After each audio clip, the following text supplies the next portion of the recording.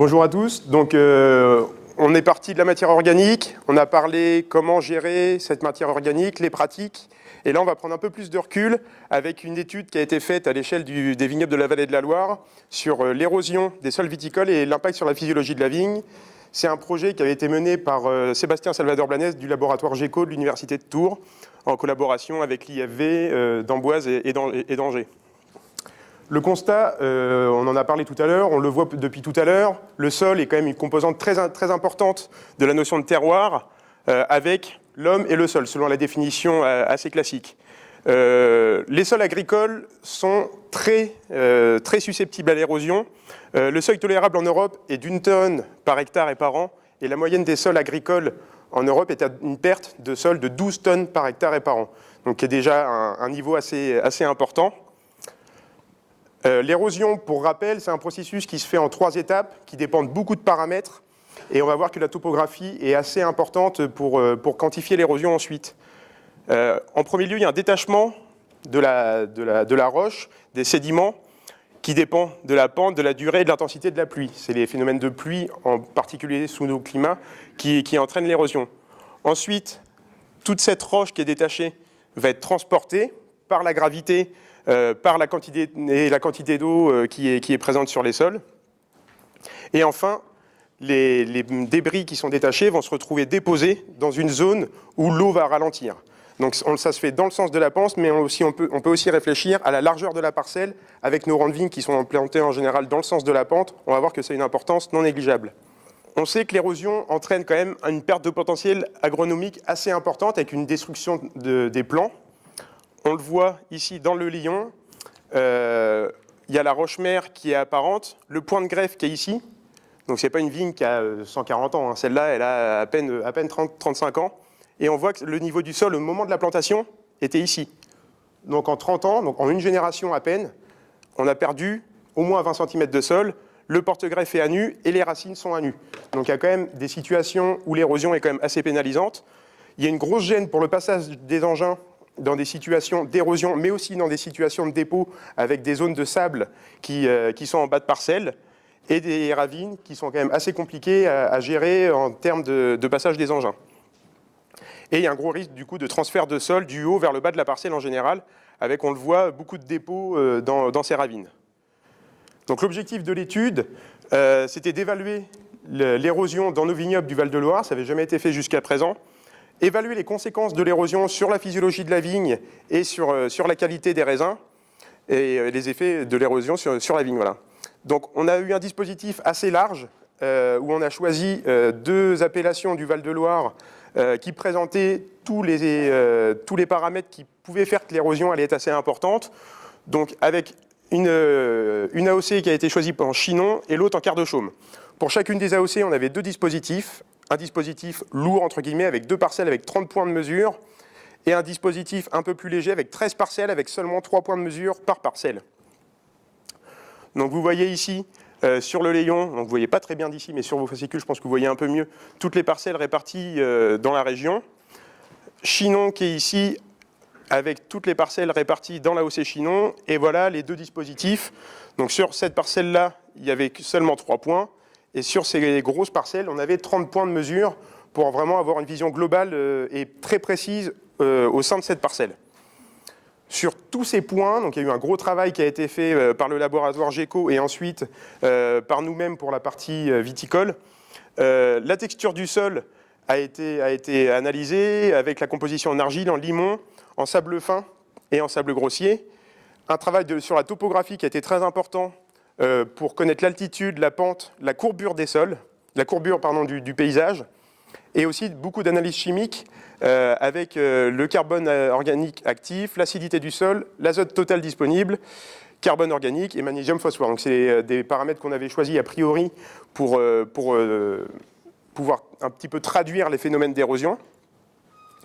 Et sur la physiologie de la vigne, on a fait pas mal de mesures également. Donc, en analyse maturité assez classique, TAVP, azote assimilable, sucre. On a mesuré le pourcentage de véraison à une date donnée. Donc, de mémoire, ça se faisait entre le 15 et le 20 août pour l'année 2014 à Chinon. Donc, on allait en gros, quand la parcelle était à mi-véraison, on passait sur tous les points, on repérait sur 6 cep autour de chaque point quel était le pourcentage de grappes qui était verré et à quel niveau. On a mesuré également le rendement au moment de la vendange avec le nombre de grappes par cep, le poids de récolte par cep et le poids moyen des grappes. Et enfin, 2 analyses complémentaires pour traduire le stress de la vigne, donc avec le delta C13 qui est l'indicateur du stress accumulé sur la saison, et l'azote des limbes. Les résultats. Alors, ça a été très compliqué de pouvoir tout relier, parce qu'on a un jeu de données qui est énorme et les corrélations ne sont pas forcément évidentes à trouver. Ce qui est important de voir, c'est le bilan sédimentaire, qui est exprimé, comme je vous l'ai dit tout à l'heure, en tonnes par hectare et par an. Si c'est inférieur à 0, c'est une accumulation, donc on est dans une zone de dépôt où, caricaturalement, il y a du sable qui va venir déposer en bas de parcelle. Et dans le cas contraire, on est en situation d'érosion, donc on a du sol qui disparaît de ce point-là et qui va plus bas dans la parcelle. Et dans le Val-de-Loire, on se retrouve avec des zones érosives entre 26 et 31 tonnes par hectare et par an. Donc on est plus du double des 12 tonnes moyennes dans les sols agricoles en Europe. Donc il y a quand même une érosion très forte dans les parcelles qu'on a suivies. Dans l'ensemble des parcelles, donc ça représente 26 parcelles, on a une moyenne qui est quand même à entre 21 et 24 tonnes par hectare et par an.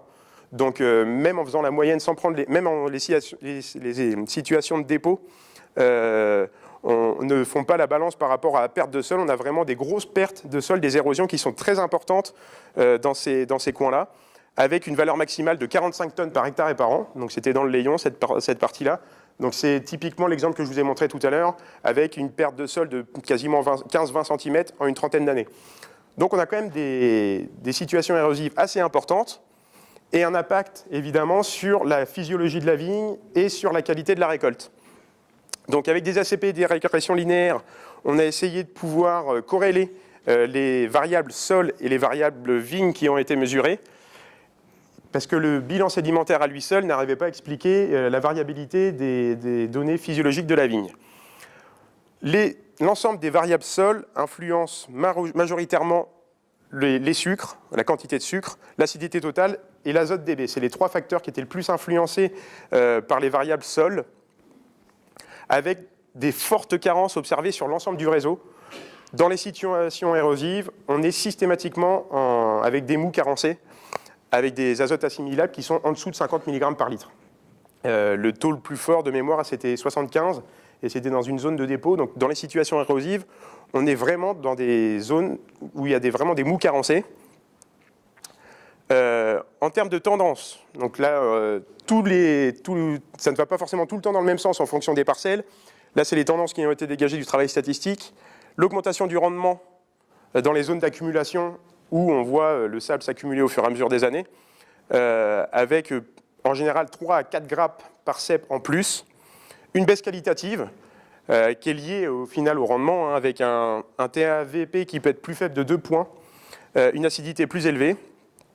Et en zone érosive, on a une certaine perte de rendement qui n'est pas négligeable. On pouvait avoir entre 1 et 3 grappes par cep, pas plus, dans des zones où on était avec vraiment beaucoup d'érosion, au-dessus de 25 tonnes par hectare et par an.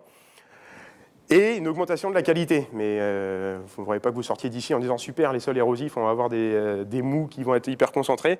En fait, c'est le phénomène de concentration. Forcément, quand il y a 3 grappes qui font 100 et quelques grammes chacune, on a des concentrations de sucre beaucoup plus élevées et beaucoup moins d'acidité. Et on a quand même, je vous le disais, des situations critiques. Donc là, c'est à Chinon. Donc on a 2 cas. Donc voilà, la mise à nu du système racinaire. Donc là, c'est les racines principales qui sont totalement à nu, alors que la vigne est quand même assez jeune. Et ici, sur une vigne adulte, on voit vraiment une perte de sol assez importante, le porte-greffe à nu et les ceps totalement déchaussés. Donc là, quand on veut essayer de pouvoir travailler les sols derrière, en termes de passage, c'est quand même pas évident. Ça pose vraiment beaucoup de problèmes. Et voici les zones de dépôt. Donc quand je vous disais qu'on voit des tas de sable, c'est vraiment ça dans certaines situations. Donc là, c'est tous les sédiments qui ont été emportés par l'eau qui se retrouvent en bas de parcelle. Et on voit pas très bien ici, mais les ceps sont enterrés d'au moins 25 à 30 cm sur une vigne qui est assez vieille. Mais on se retrouve vraiment dans des situations où il y a le sol qui est remonté de 25 cm. Pour la mécanisation, c'est pas évident. Et du coup, ça fait un peu bizarre. On voit des vignes beaucoup plus basses que d'habitude, mais c'est simplement parce que le sol a remonté de 30 cm depuis la plantation. Et on voit ici sur une parcelle c'est une parcelle où il y a 30 points de mesure. On le voit clairement à une date donnée, donc après vendange, dans les zones érosives, on n'a plus de feuilles.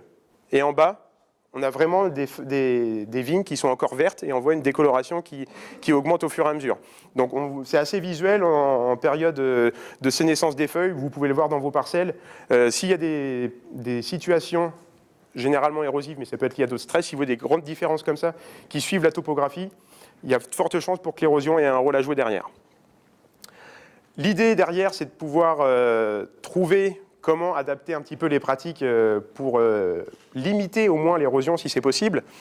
Pour limiter l'érosion, on a fait un constat assez simple en termes de pratique, c'est que la bande enherbée n'est pas forcément la meilleure solution, parce qu'entre l'herbe et la partie du cavaillon, qu'elle soit travaillée ou désherbée chimiquement, on va accélérer les flux et on va avoir des vraies ravines qui se créent à cette limite-là qui est assez franche entre la partie enherbée et la partie terre.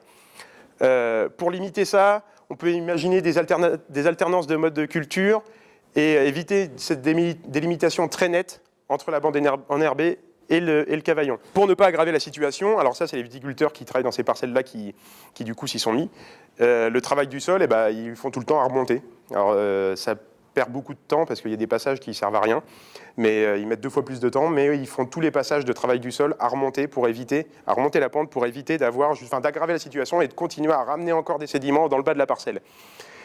Et il y a une idée qui peut être intéressante, qui commence à mûrir chez certains viticulteurs, c'est adapter le schéma de la parcelle à la topographie, même dans des zones où c'est pas vraiment en pente, où on n'a pas l'impression on a besoin de faire un petit peu de terrassement pour faire une rupture de pente.